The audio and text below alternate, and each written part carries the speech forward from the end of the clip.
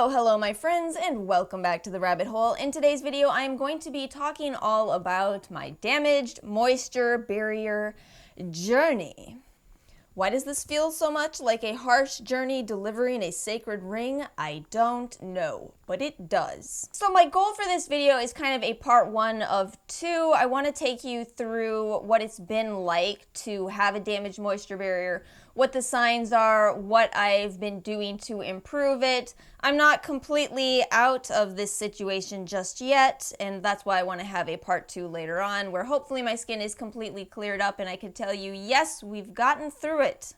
You know, they say the best books are written from the present and then we travel back in time, so I guess we're gonna follow the format of a novel. So basically my skin has been in rough condition for 3 weeks at this point. I actually thought it was a lot longer. I guess not.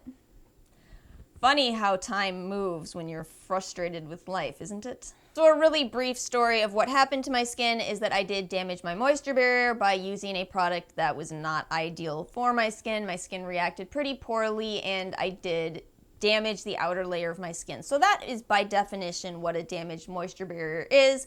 And I was really thinking about this. I think this is a very common situation in skincare because it's almost like every new product that's released, and I was just scrolling the new section of Sephora, every new skincare product that comes out is loaded with products that increase skin turnover, which is fine in moderation, but I think it's so easy to overdo it. You see all these new products, they all sound exciting, you want to try them all. I think we're seeing a lot of that type of damage. And now that I've been in this situation, I think it's actually, well, it's kind of surprising how easy it is to determine if your moisture barrier is damaged. At least for me, it has been.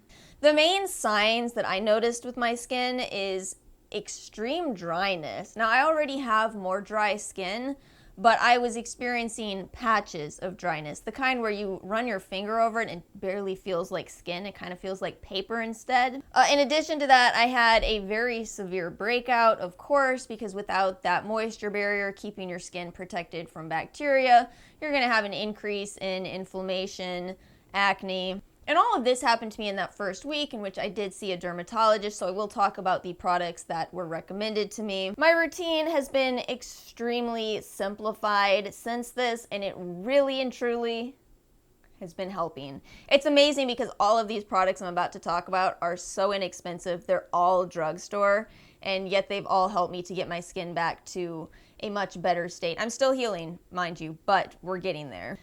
I went back to the Neutrogena Hydro Boost Hydrating Cleansing Gel. For me, this is not too drying at all. It makes these claims about hyaluronic acid, but in my experience, you're really not seeing any of the benefits of hyaluronic acid in this. You're just getting a nice, gentle gel cleanse. Some people have said this is drying for them. I have not experienced that. This has been a wonderful cleanser for me.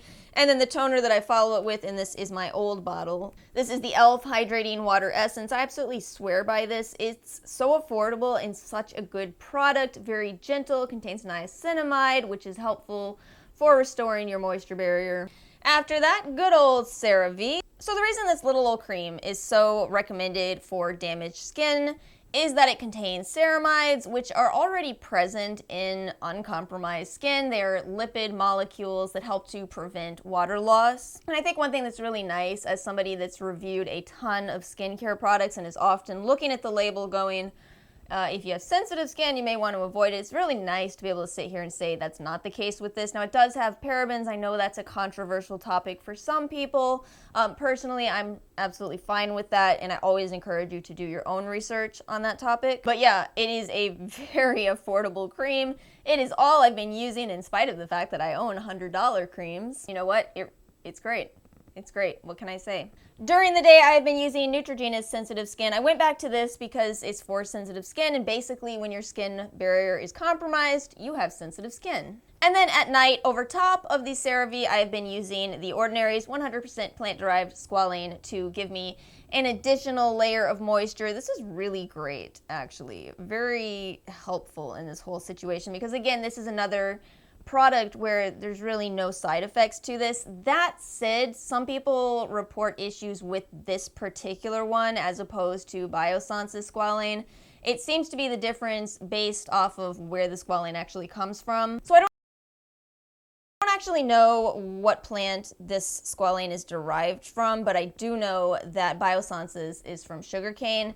If this is from olive oil, which I believe the timeless one is, and you're experiencing breakouts, then you may have to go with the Biossance. Thankfully, my skin is just fine with the ordinaries, and that seems to be the case for a lot of people as well. And let me tell you right now, I appreciate that because I've spent enough money on this whole damaged moisture barrier situation. Thank you, The Ordinary. So that's it. That is my skincare routine that was recommended to me by my dermatologist. It may vary slightly for you, but that has been what's been working for me and working wonders. Now, I want to add in some extra products. This is where things get a little iffy, and definitely do discuss these with your dermatologist before you go adding in extra products. But of course, you know me, of course, you know I'm going to try to, and also because I do have to look a certain way because of my job.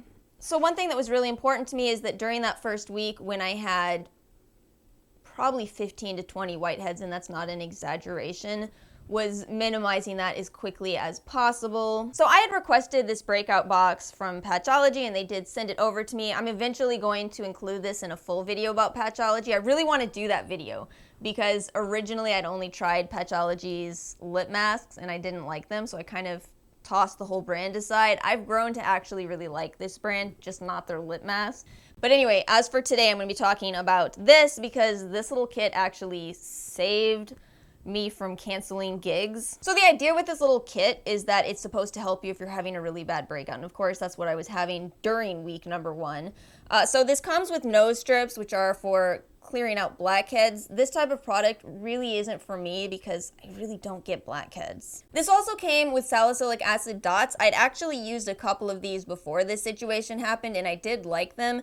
They contain salicylic acid, tea tree oil, and volcanic ash. However, after the incident, my dermatologist did tell me not to use these for the time being, so I'll have to talk about these more later. But what saved face, very literally, is these hydrocolloid dots. I don't have any more of these left to show you, but oh my gosh, thank you so much for saving me. Thank you. I love you.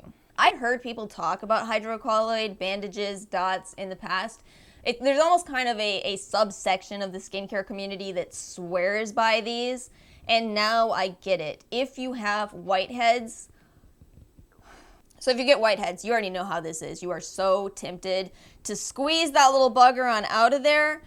This got me through that because what you do with these is you put them over the whitehead. The hydrocolloid bandage actually sucks out all the white gunk inside of your pimple, and then you basically just have flat skin the next day. Ooh, Patchology, thank you so much. This was incredible. I definitely will be buying more of this. I've heard there are other hydrocolloid bandages on the market, but again, I've yet to experience them, so that really took care of my acne way better than I ever thought that it would. Really, really game-changing for me. I get the hydrocolloid hype now. But there was another issue for me, and that was that I didn't just have acne. Like I said in the beginning of this video, I had these dry patches, and I actually think that somehow was more infuriating than the acne. Maybe because I'm so used to acne, but these dry patches, I couldn't even put foundation over these. So enter all my sheet masks. These have been essential for me, but before I talk about sheet masks, quick disclaimer. If you are going to go the sheet mask route, you have got to read the ingredients of every single mask. Make sure that they do not have AHAs or BHAs if your skin is in a very compromised state. And regarding essential oils, essential oils are so tricky, and I've already tried to make a video on this, and it's just not, I've never made one that I'm happy with because this is such a complex issue. You know, the natural and the science world absolutely butt heads when you're talking about essential oils. I think the real problem here is that we really need more peer-reviewed, controlled studies specifically on essential oils in skincare, and right now we just don't have them. Yet another one of those lovely topics where you've got to have your own opinion. You're not necessarily wrong because there's no substantiated evidence saying you're right or you're wrong, you know? So I had kind of gotten lucky in that I had that giant 19-piece mask kit from Tony Moly. These were okay for me, and that's what I said in my video review of these. They're not my absolute favorites. I don't think they were really doing that much. So I ended up getting this Patchology trio. This wasn't sent to me. I bought this on massive sale, and I do think they discontinued this set. So I ended up buying a boatload of these kits, and I have only used 2 of the masks in each of the sets because one of them is an exfoliating mask, which I'm not going to use right now. We're not touching anything with the word exfoliation for the time being. So the hydrate mask in here does have the same ingredients that are listed on the Ulta website right now, and that specific mask has been my biggest game changer. It's a very simple formula, nothing harsh in it. It's loaded with hydrating ingredients, and the only potential concerns would be the grapefruit seed extract, but I definitely don't think that grapefruit or citrus extract is the same experience as the oil. But for me, the reason that these have been so game-changing is that when I put these masks on, I immediately noticed, immediately after removing these masks, that, well, 20 minutes after, since they're sheet masks, I noticed that those dry patches were getting so much more hydrated, and I managed to get rid of that chin patch in probably 4 or 5 days of continuous sheet masking. I recently started using the Florapy masks as well. This is my favorite format of mask. This is that gel mask. I love gel sheet masks. Who else has one? Pharmacy also has gel sheet masks. Assuming they haven't changed it. I know they changed the price. Assuming they haven't changed it. So this particular one is newer to me. This was actually sent to me by Florapy. The one that I have used the most, and I've used at least 2 boxes of, is the Strength and Energy Arnica mask, which I highly recommend. This one I've not been using long enough to really have formed an opinion. But the whole deal with Florapy is that it's infused with aromatherapy. They're very relaxing, made with 100% coconut. So I will follow up later on my experience with these. These retail for $8 each, but they're on sale for $3.20 each. So again, for me, this whole sheet masking situation, this is the most expensive part of my current skincare routine, but for me, it's very worth it because of how quickly I've seen my skin really bouncing back. So I'm coming to the end of this video. There's 2 other points that I want to make. One is I really want you to be cautious with everything you do. I reset myself to day 1 in about sometime in the 2nd week because I had a moment of not thinking. Basically, it was the end of a long Mardi Gras night, and I was looking for something to remove my makeup really quickly. I saw that my girlfriend had some face wipes out, and I just grabbed them, and it was an immediate stinging, which of course had me concerned because I'm just like, this is just makeup remover. But then I looked at the ingredients, and it turns out they contained lactic acid. It was amazing how fast this set me back to day 1. When dermatologists tell you do not use any AHAs, they mean it at all. Don't use them.